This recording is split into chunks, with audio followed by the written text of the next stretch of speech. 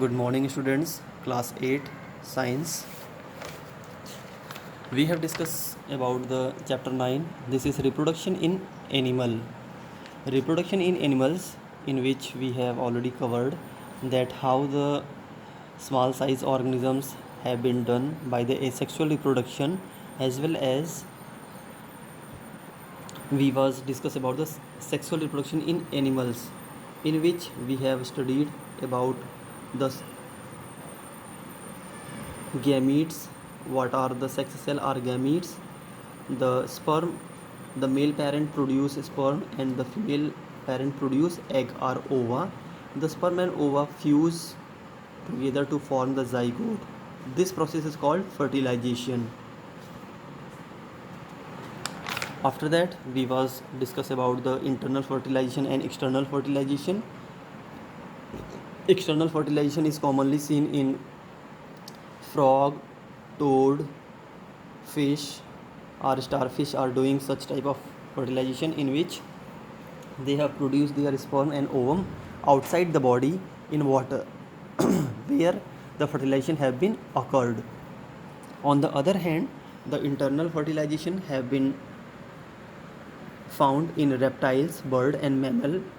In case of human, we have seen that the fertilization have been happened inside the body, where the male gametes are fused with the female gametes and form the zygote. After that we was discuss about the reproduction in human. In human yesterday we have discussed about the male reproductive system.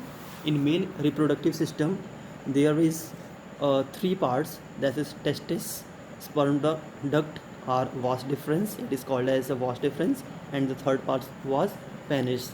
So all these are have been their unique functions. The first one, testis, have functions to produce million of male gametes called sperm. The vas deferens have the functions to carry the sperm from testis to the penis, and the finally penis have functions to use to transfer the sperm into the female body. After that we have discussed about the sperm. It is a single cell made up of a three part. The sperm cell have head, middle piece and tail. Today we will discuss about the female reproductive system. In female reproductive system in human is located in lower part of abdomen. Abdomen पेट का हिस्सा होता है, ठीक है. ये पेट के निचले सतह पे होता है, निचली तरफ होता है, ठीक है.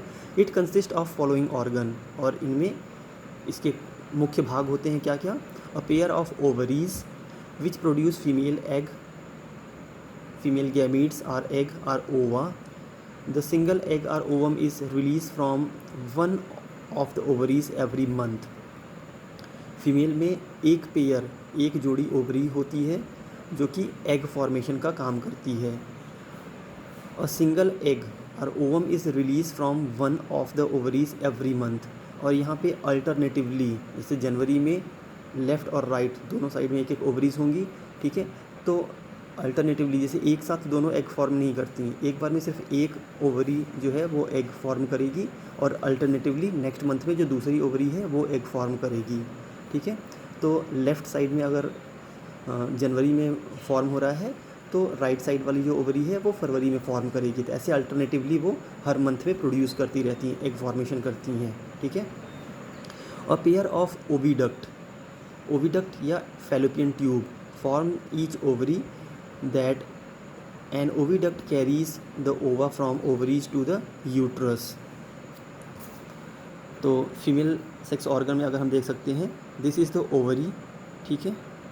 ओवरी में ये फैलोपियन ट्यूब है, जहाँ से होते हुए, जैसे हमने यहाँ पे देखा था कि स्पर्म जो है वो टेस्टिस से वास डिफरेंस से होते हुए पेनिस में आता है, वैसे ही यहाँ पे फैलोपियन ट्यूब है. फैलोपियन ट्यूब से होता हुआ जो एग है वो यूट्रस में आता है, ठीक है.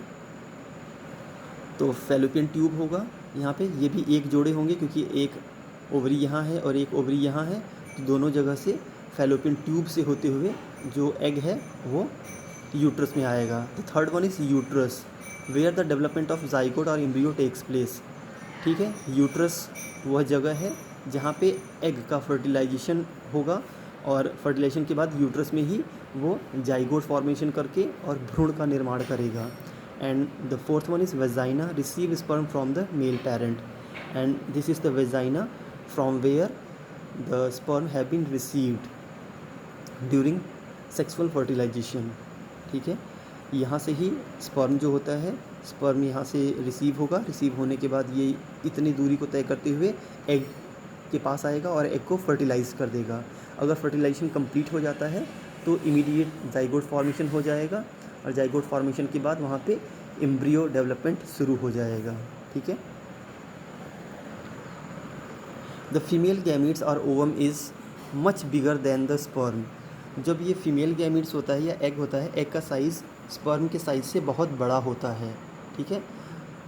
It contain food a large quantity to provide the nutrient to the developing embryo till it is start getting to form from the mother.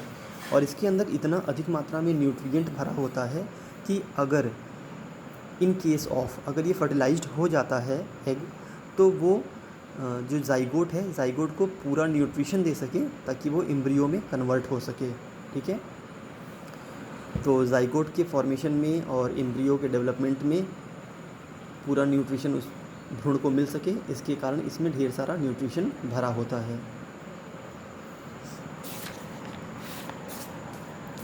And next topic is fertilisation.